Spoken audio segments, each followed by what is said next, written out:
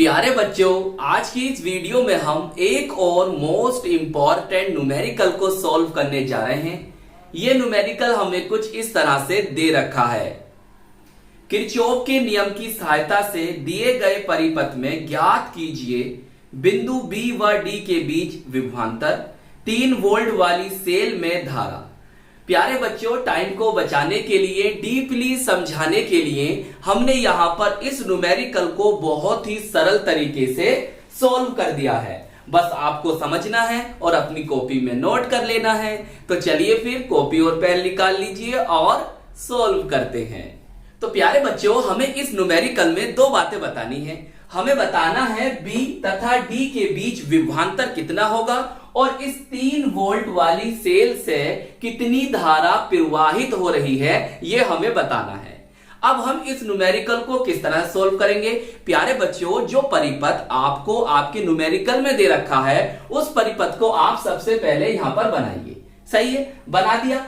अब जब आपने यहां पर ये परिपथ प्यारे बच्चों बना दिया है तो फिर यहां पर हम मानेंगे धारा प्रवाह। तो हमने प्यारे बच्चों इसमें इस तरह से धारा प्रवाह को माना है। आप चाहो तो किसी और तरीके से भी धारा प्रवाह को मान सकते हो, आंसर सेम आएगा। लेकिन कुछ बातें हैं जो आपको ये पूरी वीडियो देखने के बाद ही समझ में आएंगी, इसलिए इस वीडियो को बिल्कुल भी स्किप मत कीजिएगा। बहुत ही ज्यादा यूजफुल होने वाली है ये वीडियो आपके लिए। यहां से आपको बहुत कुछ सीखने के लिए मिलेगा।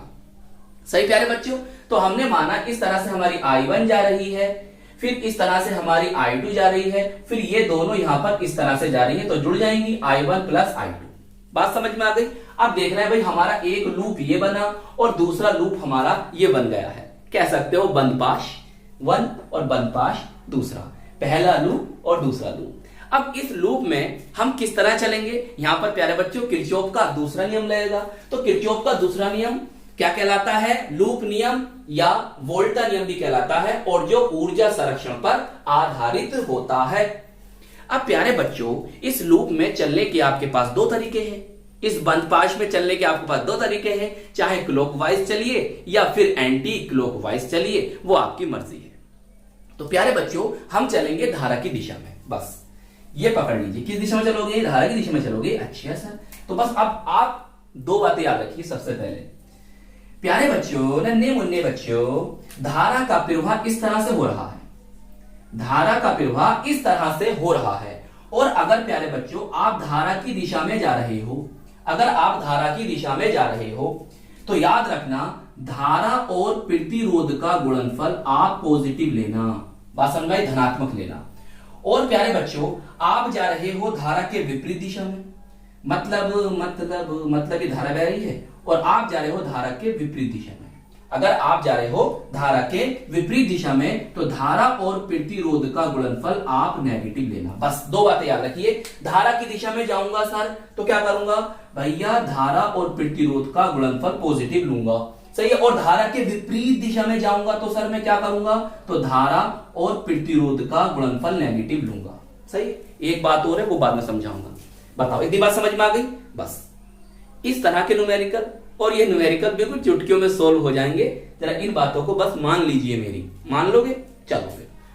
अब प्यारे बच्चों, धारा हमारी इस तरह से बह रही है पहले लूप में, तो हम जा रहे हैं भैया इसी तरह से, ऐसे जा रहा है, ऐसे ऐसे ऐसे जा रहा है। अब देखो मैंने लिख दिया है, आपको बिल्कुल टेंशन नहीं लेना है। आप लिखेंगे पहले, सबसे पहले किरचॉफ के नियम के अनुसार लूप 1 हमारा ये है। कौन सा भैया? BADB। और देखो मैंने यहां पर लिख दिया है ताकि आप भूले ना। हम जो पथ ले रहे हैं, जो हम अपना रास्ता ले रहे हैं, वो कैसे ले रहे हैं? हम कैसे जाएंगे? देखो B से A जाएंगे। सही है। B से A जाएंगे, फिर A से D जाएंगे, A से D जाएंगे, फिर D से B जाएंगे, D से B जाएंगे। समझ गए? और इन रास्तों में जहां पर आप धारा के साथ चलोगे, आपकी दिशा और धारा की दिशा सेम होगी, तो वहां पर आप धारा और प्रतिरोध का गुणनफल पॉजिटिव लेना।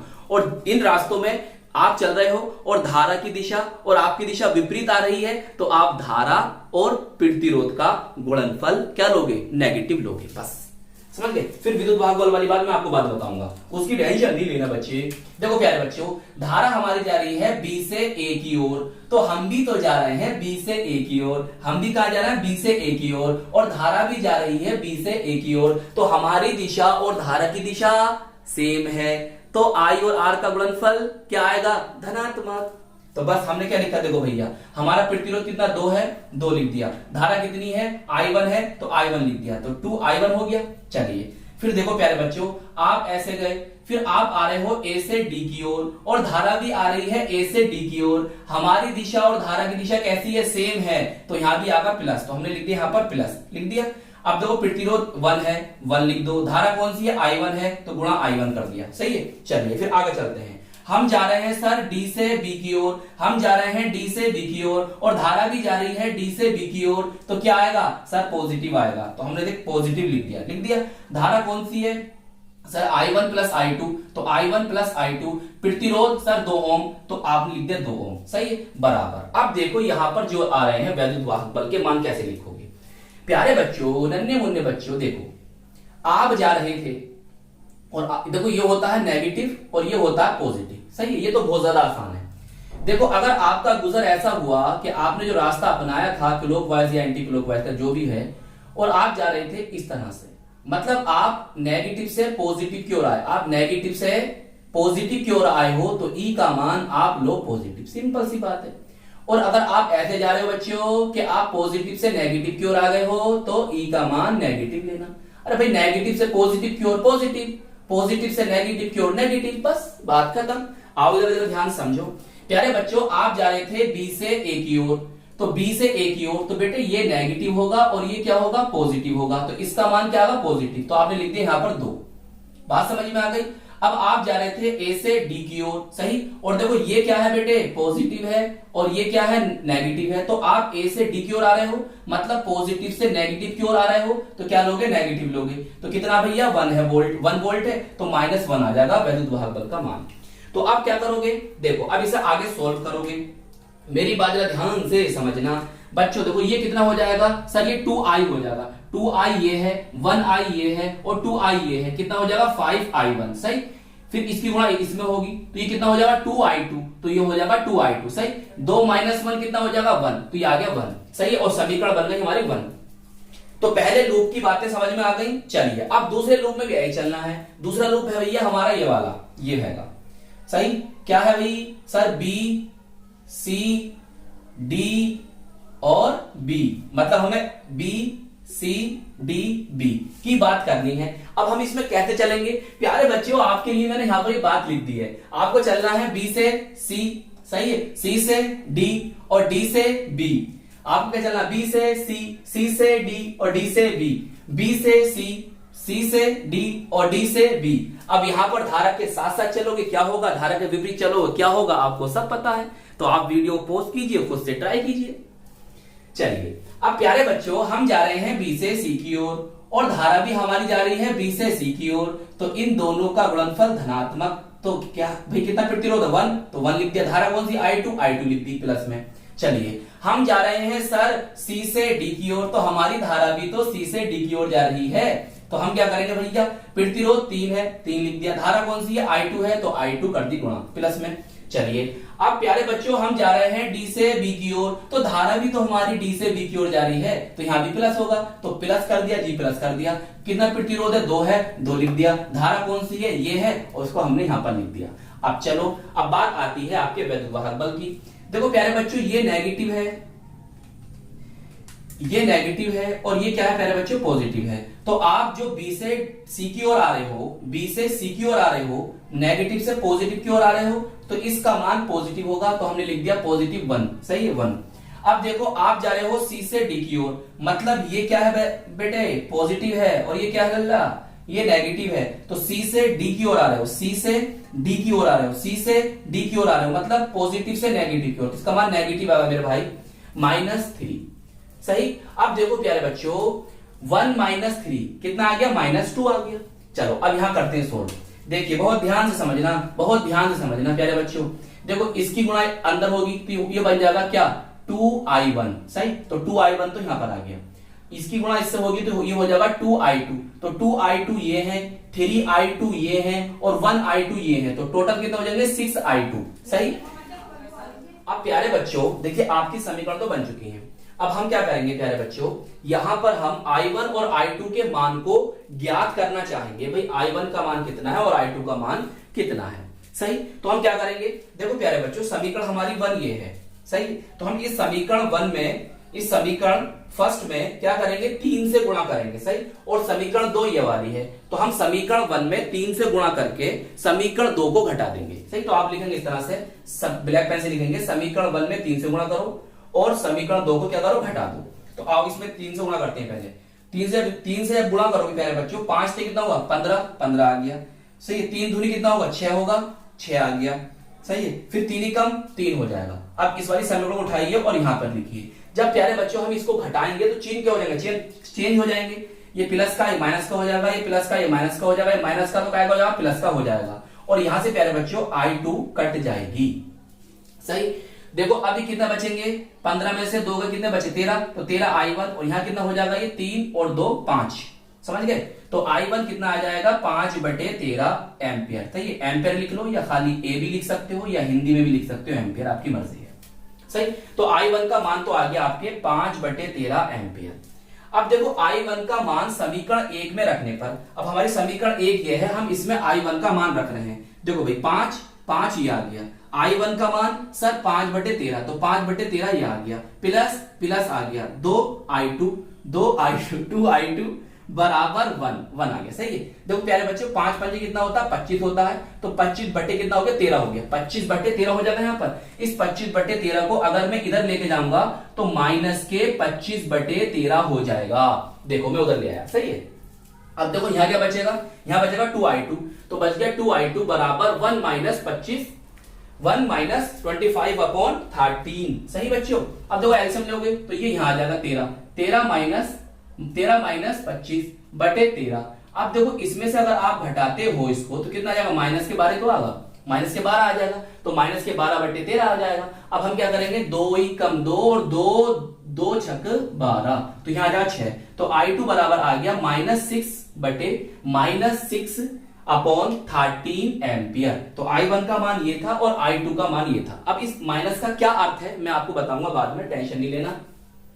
अब देखिए हमारे पास i1 और i2 के मान आ चुके हैं, तो अब आप हेडिंग डालेंगे b तथा d के बीच विभवांतर। तो प्यारे बच्चों आप एक फॉर्मूला जानते हो, क्या जानते हो, v बराबर IR। सही जानते हो ओम के नियम से, तो बस इसी को ध्यान रखना, किसको, v बराबर IR को। अब देखिए हमें इन दोनों के बीच में विभवांतर को लिखना है, ध्यान समझना। धारा बह रही थी इस तरह से हमारी, तो हमने लिखा VD माइनस VB बराबर धारा क्या कौन सी है इसके अंदर, धारा कौन सी सर, ये है i1 प्लस i2, तो हमने लिख दिया i1 प्लस i2, प्रतिरोध R, तो हमने गुणा कर दी R से। अब प्यारे बच्चों i1 का मान सर हमारा 5/13 है, तो हमने यहाँ पे लिख दिया 5/13। सही प्यारे बच्चों। और i2 का मान -6/13 है, तो प्लस माइनस हो जाएगा, यहाँ पर आ जाएगा 6/13। अब प्यारे बच्चों आप देख रहे हो हर जो है समान है, तो यहाँ कितना आ जाएगा, जब हर समान होते हैं तो उनमें से एक को लिखेंगे, इनका आंसर 13 ही आएगा, 13 आ गया। अब देखो ऊपर क्या बचेगा, 5 माइनस 6, तो कितना बचेगा, माइनस के 1 बचेगा, -1/13। सही। और गुणा कितने से हो रही है, 2 से हो रही है, तो 2 से गुणा करो, कितना आ जाएगा, -2/13 वोल्ट। सही। देखो ये VD माइनस VB है। सही। हमें बताना है B तथा D के बीच विभवांतर को। अगर मैं इनके चिन्ह बदल दूं, मतलब मैं VD को इधर ले आऊं, सही, VB को इधर ले आऊं और VD को इधर, सही, और माइनस से गुणा कर दूं, तो प्यारे बच्चों ये माइनस से क्या हो जाएगा, प्लस हो जाएगा VB, ये प्लस से क्या हो जाएगा, माइनस VD बराबर, ये माइनस था प्लस का हो जाएगा 2/13 वोल्ट। तो ये आ गया आपका पहला आंसर, B तथा D के बीच विभवांतर। सही है। मैंने चिन्ह को बदल दिया है, मैंने माइनस से गुणा कर दी है, तो ऐसा हो जाएगा। सही। अब प्यारे बच्चों हमें दूसरा सवाल बताना था, ये भी ब्लैक पेन से लिखना है और ये ब्लैक पेन से लिखना है। क्या बताना था, 3 वोल्ट वाली सेल में धारा। अब प्यारे बच्चों 3 वोल्ट वाली सेल में जो धारा बह रही है वो हमारी कौन सी है, i2 है। और i2 का मान कितना आया है सर, i2 का मान आया है -6/13 एम्पियर। अब देखो -6/13 एम्पियर, इस माइनस का क्या अर्थ है, इस माइनस का क्या मतलब है? देखो ऋणात्मक चिन्ह का अर्थ है कि धारा का प्रवाह C से D की ओर, C से D की ओर नहीं, C से D की ओर नहीं, D से C की ओर होगा। मतलब हमने माना था धारा का प्रवाह C से D की ओर, लेकिन माइनस चिन्ह ये बताता है कि धारा का प्रवाह है ना प्यारे बच्चों, वो C से D की ओर ना होकर D से C की ओर होगा। तो इसलिए हम क्या करेंगे, इस माइनस चिन्ह को हटा देंगे, तो I2 बराबर आ जाएगा 6/13 एम्पियर। समझ गए? तो अगर माइनस का चिन्ह आ जाता है तो उसका यही मतलब होता है कि जो आपने धारा प्रवाह को माना है, वो जो आपने धारा प्रवाह को माना है, धारा उसके विपरीत दिशा में बह रही है। सही है? इससे आपका कोई भी आंसर गलत नहीं होगा। कभी आप सोचेंगे सर आपका आंसर गलत हो गया, आंसर गलत नहीं है। तो जो बात थी वो मैंने आपको यहां पर लिख दी है। अगर आपका न्यूमेरिकल करते हुए इस तरह से आ जाए तो आप ये वाली बात लिखकर आंसर लिख देना, बात खत्म। चलिए नोट कर लीजिए, आपका न्यूमेरिकल सोल्व हो गया। तो आई होप ये न्यूमेरिकल आपको अच्छी तरह से समझ में आ गया होगा। तो प्यारे बच्चों, अपने इस प्यारे से चैनल को सपोर्ट कीजिएगा, वीडियो को लाइक कीजिएगा, अपने दोस्तों में, अपने साथ के पढ़ने वालों में जरूर शेयर कीजिएगा, और अगर चैनल पर नए हैं तो चैनल को सब्सक्राइब भी कर लीजिएगा। हम मिलेंगे आपको इसकी नेक्स्ट वीडियो में। जय हिंद, जय भारत।